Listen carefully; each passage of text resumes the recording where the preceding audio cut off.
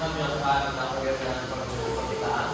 Pergeseran kurva permintaan adalah perubahan posisi kurva permintaan akibat faktor selain harga barang itu sendiri. Pergeseran ini menunjukkan bahwa jumlah barang yang diminta berubah berdasarkan tingkat harga. Pergeseran dapat terjadi atau kanan, dalam kurun peningkatan permintaan atau kiri penurunan permintaan. Baik, di sini ada contohnya, yaitu pergeseran ke kanan. Jika pendapatan masyarakat meningkat, maka permintaan terhadap barang seperti smartphone akan meningkat meskipun harganya tetap. Dan pergeseran ke kiri contohnya saja, yaitu jika terjadi kenaikan harga bahan bakar, permintaan terhadap kendaraan bermotor yang boros bahan bakar cenderung turun berdasarkan kenaikan.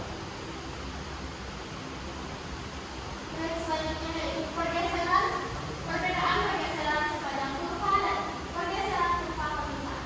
Yang pertama yaitu pergerakan sepanjang kurva atau motion along the curve. Pergeseran terjadi karena perubahan harga barang itu sendiri, tidak mempengaruhi posisi kurva, hanya permintaan titik di sepanjang kurva. Contohnya yaitu jika harga apel turun, konsumen akan membeli lebih banyak apel, tetapi kurva tetap berada di posisi yang sama. Yang kedua yaitu pergeseran kurva atau shifting the curve. Pergeseran terjadi karena faktor-faktor di luar harga barang seperti pendapatan, selera, atau ekspektasi konsumen mengubah posisi kurva ke kanan atau peningkatan permintaan, atau ke kiri atau penurunan permintaan. Contohnya yaitu jika tren makanan sehat meningkat, permintaan apel akan bertambah sehingga kurva bergeser ke kanan.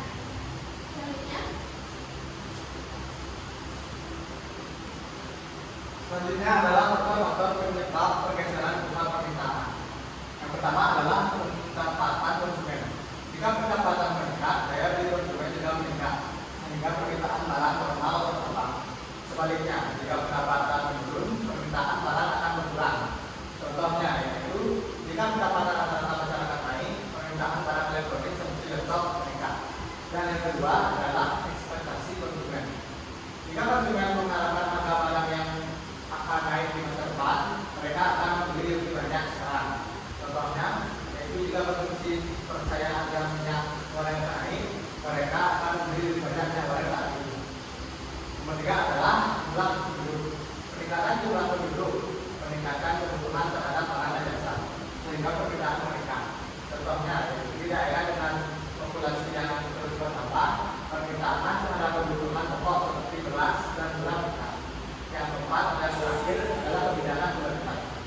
Subsidi pajak atau regulasi tertentu dapat mempengaruhi jumlah permintaan terhadap barang. Contohnya yaitu kebijakan subsidi bahan bakar dapat meningkatkan permintaan kendaraan bermotor.